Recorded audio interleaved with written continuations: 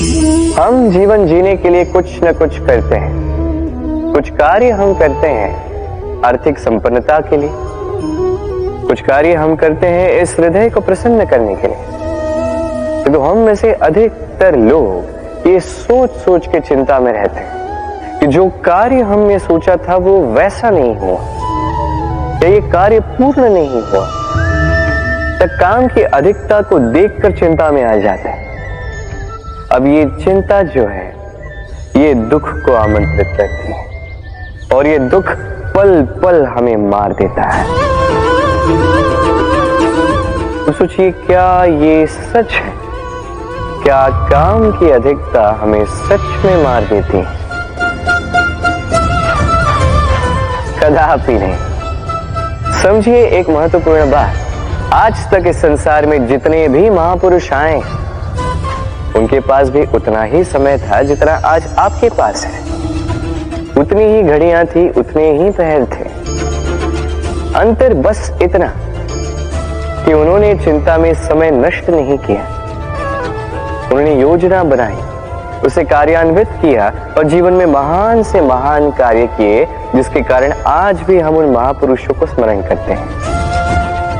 एक महत्वपूर्ण बात स्मरण रखिएगा, काम की अधिकता हमें नहीं मारती, काम की चिंता हमें मारती है। तो इस चिंता को कहीं त्याग दीजिए और निरंतर प्रयास कीजिए, योजनाबद्ध बन जाइए और जीवन में केवल आगे बढ़िए। आनंद ही आनंद होगा। तो थोड़ा सा आनंद निकाल कर मेरे साथ कहिए, राधे राधे। क्षमा, दो अक्षरों का ये शब्द कहने में, सुनने में, लिखने में कितना सरल होता है, किंतु इसे कार्यान्वित करना उतना ही कठिन। सच कहूं तो ये बलशालियों का काम है, दुर्बलों का नहीं। क्षमा मांगने के लिए आपको अपना अभिमान छोड़कर विनम्रता की धरातल पर आना पड़ता है, और क्षमा करने के लिए भी उतनी ही उदारता की आवश्यकता होती है। अब सोचिए, सिंह जिसे जंगल का राजा माना जाता है, वो उस हिरण को क्षमा कर सकता है जिसने उसकी निद्रा भंग की। आप क्यों नहीं कर सकते? जबकि सिंह चाहे तो एक ही प्रहार में हिरण का अंत कर सकता है। जीवन में एक बात स्मरण रखिए, यदि आप में क्षमा करने की या क्षमा मांगने की क्षमता है, यदि आप में उतना सामर्थ्य है,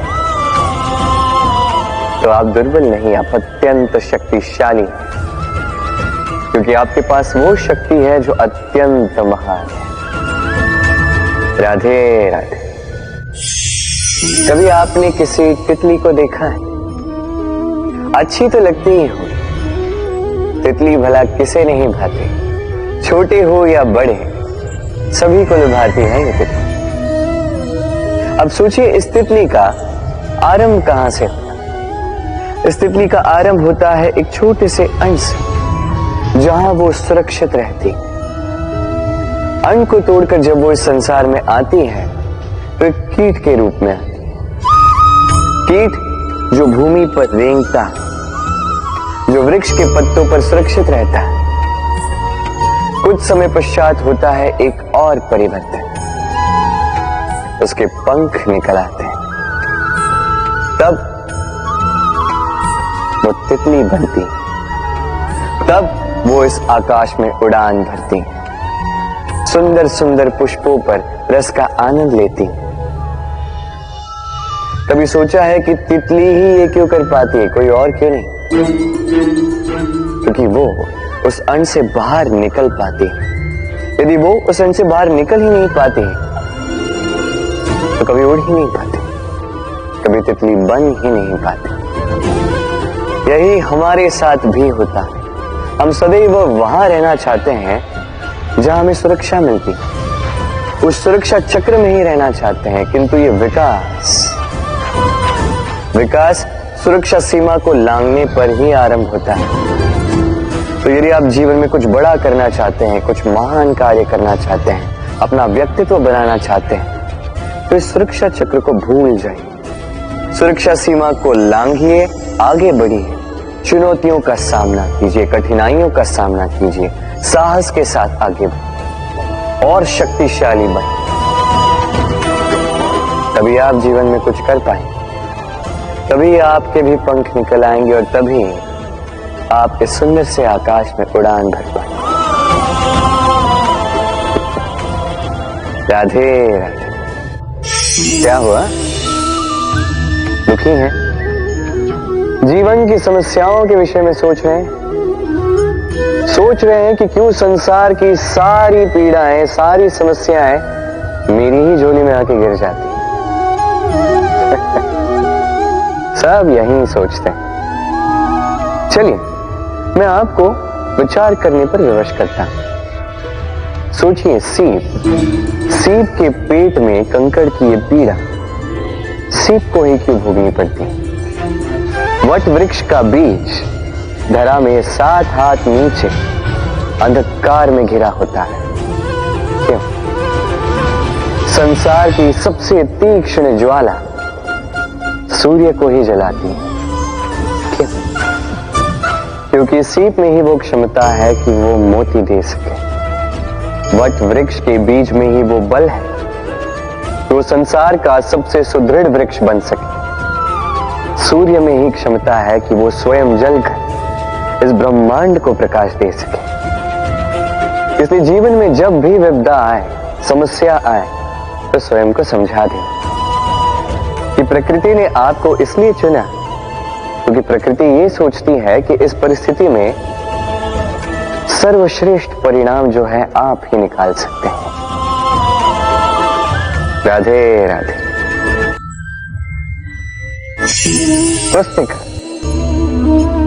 पुस्तिका से हम क्या कुछ नहीं सीखते। ज्ञान हो, विज्ञान हो, इतिहास हो, सब सीखते हैं। कहते हैं एक अच्छी पुस्तिका, एक अच्छा ग्रंथ प्राप्त हो जाए तो वो सहस्त्र मित्रों के समान है, किंतु यदि एक अच्छा मित्र मिल जाए तो वो समस्त ग्रंथालय के समान होता है। वो आपको कर्म का ज्ञान देता है, सफलता का विज्ञान समझाता है, वो आपको इतिहास में अमर कर देता है। इतना ही नहीं, वो केवल आपको मार्ग दिखाता नहीं, अपने साथ लेकर उस मार्ग पर चलता भी। इसलिए यदि जीवन में आपको कोई अच्छा मित्र मिल जाए तो उसे सहेज कर रखें, उसे संभाल कर रखें, जीवन संभल जाएगा। राधे राधे। प्रतीक्षा, प्रयास, दोनों जीवन के अभिन्न अंग। देखा जाए तो हम सदैव किसी न किसी की प्रतीक्षा कर रहे होते हैं, चाहे व्यक्ति हो, चाहे कोई क्षण हो, चाहे कोई भावना, कुछ भी हो सकता है। और देखा जाए तो सदैव कोई न कोई प्रयास भी कर रहे होते हैं, जैसे सफलता के आने की प्रतीक्षा, असफलता ना आए इसके लिए प्रयास, सुख आने की प्रतीक्षा, दुख ना आए इसके लिए प्रयास। अब प्रतीक्षा और प्रयास का एक अत्यंत घनिष्ठ संबंध है, और वो ये कि प्रतीक्षा करने वालों को उतना ही मिलता है जो प्रयास करने वाले पीछे छोड़ जाते हैं। तो प्रतीक्षा नहीं, प्रयास कीजिए, क्योंकि प्रयास में ही सुख की आस है। राधे राधे। सूर्य का ताप कितना प्रखर होता है, सारी वनस्पतियों को सुखा देता है। तालाब हो, सरोवर हो, नदियां हो, सभी सूख जाते हैं। किंतु कभी आपने सुना है सूर्य के ताप से समुद्र सूखे? ऐसा कभी नहीं होता। और यही छिपी है एक अमूल्य जीवन की सीख। समुद्र की भांति स्वयं को धैर्यशील बना दोगे, स्वयं में वो संयम लाओगे, तो कठिनाइयों की धूप आपको कुछ नहीं कर सकती। आपसे वो भाप निकलकर एक मेघ बन जाएगा जो जाके सूरज को ढक देगा, और फिर होगी केवल सफलता की वर्षा। तो आइए और मेरे साथ धैर्य से कहिए, राधे राधे। आपने आज तक भगवान की पूजा की, आराधना की, व्रत रखे, तप की, है ना? क्या कभी कोई कार्य निस्वार्थ भाव से किया है, बिना कुछ चाहे, बिना कुछ मांगे, शुद्ध मन से केवल भगवान के लिए कभी कुछ किया है? मोह से, क्रोध से, अहंकार से, लोभ से, भाव से शून्य होकर कभी प्रेम से भगवान के लिए कुछ किया है? नहीं। अर्थात केवल अपने स्वार्थ के लिए किया, अपने लाभ के लिए किया है, उस अपेक्षा को लेकर किया कि भगवान आके आपका दुख हर लेंगे। माई, यदि किसी कार्य में प्रेम ना हो तो वो पूर्ण कैसे होगा? ये संसार प्रेम से चलता है। क्रोध, मोह, अहंकार, लोभ, इसका कोई स्थान नहीं है प्रेम से। आपका विश्वास नहीं है? एक बार बिना किसी चाह से, बिना किसी स्वाद से, बिना कुछ मांगे, केवल स्मरण करने के लिए अपने आराध्य को एक बार स्मरण कीजिए। इसे चमत्कार मत कहिए, और जीवन में जो भी ऐसा व्यक्ति मिले जो आपको चमत्कार दिखाए, उससे स्वयं को सदैव दूर रखिएगा, क्योंकि वो व्यक्ति अपने आप को आपसे ऊपर मानता है। कभी ऐसे व्यक्ति की कभी प्रतीक्षा मत करना। केवल निस्वार्थ भाव से, प्रेम पूर्वक रूप से अपना कर्म कीजिए। कर्म से कोई अपेक्षा ना रखें, और फिर देखिए आपके हाथों से अपने आप ऐसे चमत्कार होते जाएंगे। और ये प्रेम है। प्रेम तो जीवन का आधार है, इसे चमत्कार मत कहिए। व्यक्ति सफलता प्राप्त करने के लिए पहले लक्ष्य साधता है, फिर योजना बनाता है, फिर मार्ग चुनता है, और सदैव प्रयास करता है कि इस मार्ग में कम से कम बाधाएं, इस मार्ग में कहीं कोई चट्टान ना आ जाए, कोई गड्ढा ना आ जाए, कोई खाई ना आ जाए। और यही सबसे बड़ी भूल वो कर बैठता है। कैसे? सोचिए, एक सरल सपाट मार्ग आपको कहां ले जाएगा? एक सीधे सपाट स्थल। यहां तो कोई भी पहुंच सकता है, इसमें विशेष क्या है? सोचिए, यदि आपके मार्ग में गड्ढे हो, खाई हो, चट्टानी हो, तो इसके परे एक शिखर भी है जो आपकी प्रतीक्षा कर रहा है। सफलता का वो शिखर जहां कोई सरलता से नहीं पहुंच पाता, जो विशेष। इसलिए अपने जीवन में जब भी समस्याएं आए, उससे कतराएं नहीं, एक मुस्कुराहट के साथ उसका स्वागत करें। और सावधान रहें, यदि आपके मार्ग में समस्याएं ही ना आए तो इसके दो ही अर्थ हैं। या तो आपने लक्ष्य ठीक नहीं चुना है, या आपने मार्ग ठीक नहीं चुना है। राधे। मनुष्य की सदैव ये इच्छा होती है कि वो परिपूर्ण बने, इसलिए सदैव प्रयास करता है, कर्म करता रहता है कि उसके जीवन में कभी कोई त्रुटि ना हो, कोई दोष ना हो, कोई भूल ना हो। किंतु जब मनुष्य ये करने लगता है, अपना समस्त ध्यान उसी पे केंद्रित करता है, तभी उसका विकास धीरे धीरे धीरे रुक जाता है। कैसे? आप कहेंगे कि इसमें क्या अनुचित है, ये तो अच्छा प्रतीत होता है। देखिए, ये त्रुटियां, ये दोष, ये भूल, अब कुछ भी कर ले, आपके जीवन में रहेंगे ही रहेंगे। और मेरी बात मानी, यही है जो आगे जाके आपको जीवन में सुधरने के लिए उकसाएंगे। एक निश्चित मापदंड लेकर आगे बढ़ना ठीक प्रतीत हो सकता है, किंतु ये केवल यंत्र को जन्म देता है, न मानवता को, न मनुष्य को। स्मरण रखिएगा, यदि आप आपके जीवन के द्वार हर एक भूल के लिए, हर एक दोष के लिए बंद कर देंगे, तो बस जान लीजिए कि समस्त सत्य ये भी बाहर ही रह जाएगा।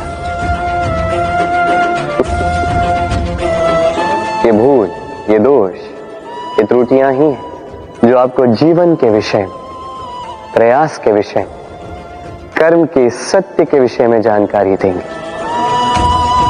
तो इन त्रुटियों का आदर करना सीखें और मेरे साथ प्रेम से कहें राधे राधे। पहचाना इसे? इसे कुल्हाड़ी कहते हैं। आपने जीवन में कहीं ना कहीं किसी न किसी रूप में इसे देखा ही होगा। एक बात तो है, बिना इस कुल्हाड़ी के किसी भी वृक्ष को काट पाना सरल नहीं। अब कभी आपने सोचा है, ये कुल्हाड़ी, इसका ये भाग, इसका मुख ही ना हो तो क्या? तो ये वृक्ष क्या किसी टहनी को काटने में भी सक्षम नहीं होती? अब सोचिए, इस सूखी लकड़ी का हत्था ये हमें कहां से प्राप्त हुआ? किसी वृक्ष से। वो डाली जिसे पीछे छोड़ दिया गया, उस वृक्ष के अंत के लिए वही डाली शस्त्र बनकर खड़ी रही। हमारे जीवन, हमारे प्रियजन, हमारे स्वजन, यदि समय कभी कभार उनका साथ ना दे, यदि वो दयनीय अवस्था में हो, तो उनका साथ कभी ना छोड़े। उन्हें बस आवश्यकता है कुछ मनोबल की, वो उन्हें दे। उनकी सहायता करना आपका कर्तव्य है। भले ही उनके साथ रहने से आपका कोई लाभ ना हो, किंतु उनके दूर रहने से वो आपकी हानि अवश्य कर सकते हैं।